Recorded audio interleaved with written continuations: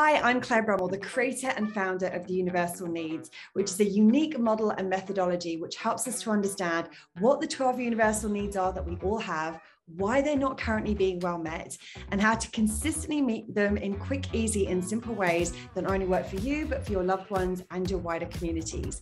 We work with individuals on helping them to understand why it's vital to get all of your universal needs met in order to support and improve the most important areas of your life, like resilience, relationships, mental health, business, parenting, self-worth, the list goes on.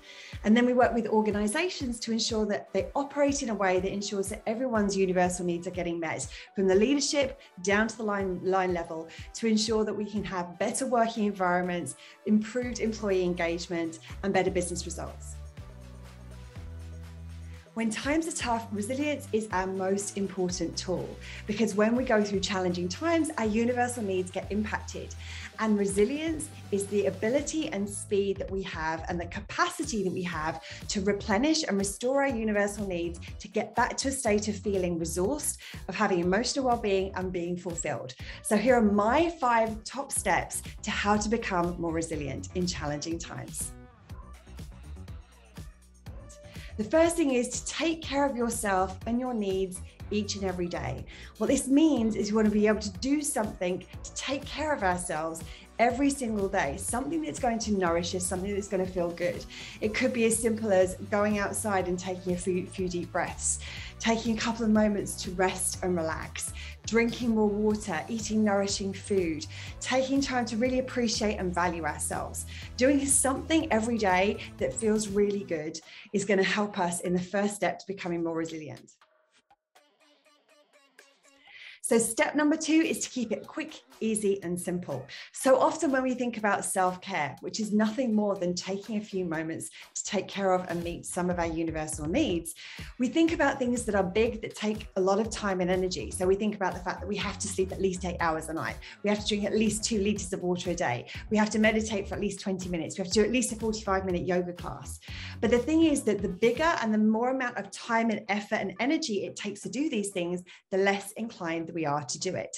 So when I start working with people, I always suggest you start with just 2 minutes a day. Everybody can find 2 minutes, whether that's setting an alarm just 2 minutes earlier, finding 2 minutes in your lunch break, or 2 minutes maybe when you transition from working to going into your evening and relaxing. By making it quick, easy, and simple, and finding things that fit into those 2 minutes, it means you are more likely to do this, which means that you are more likely to build that resilience. Step number 3 is to choose things that are 100% in our sphere of influence. What tends to happen when we look at our needs is that we tend to look at the people and situations around us to try to get them met. But the challenging thing that we have is that when times are tough, those people and those situations might not be inclined or might not be able to meet our needs in quite the ways that we want them to. And what it means is it actually pressurizes the relationship. So by finding ways of meeting our needs that are completely 100% within our sphere of influence, we take back the power to create that internal state that we want to get to. And the resilience that we look for is how quickly we can get that back. And if we are doing things that we have the ability to influence 100%, we can get there quicker, faster, and more effectively. Step number 4 is when difficult times happen, take a moment to pause and ask yourself what you need. Because when we're going through challenging times, we tend to focus so much on how the situation is affecting us, we don't stop and ask ourselves what would actually help. And in order to build our resilience, we want to take a moment to focus on what we want, what we need, and what needs need to get met to return us to that state of mental, emotional, and physical equilibrium. So when you're in a challenging moment, take a moment to stop, breathe, pause, and ask yourself, what do I need right now? And when that answer comes, ask yourself a second question, which is, how can I give that to myself right now? So for example, if the answer comes, I need rest, ask yourself, what can I do to give myself rest right now? And even if that is just literally laying down for 2 minutes and allowing yourself to relax, that is something that will take care of your needs, that will help to build that resilience and start to return you to a state of well-being again. It may be, I need to express what's going on right now. So maybe you want to grab your journal and start to share what it is that's going so that you can express it and get it out of your system.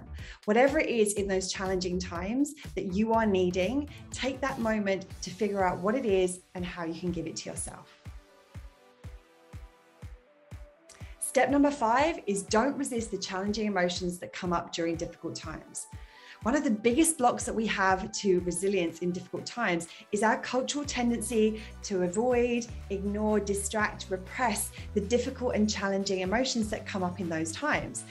Now, one of our universal needs is emotional experience and expression. So if we don't allow ourselves to experience that full range of emotions when they come up and express them in healthy ways that take care of what we need without negatively impacting other people, that will create a block to our resilience and our return to that emotional and mental and physical equilibrium that we're seeking.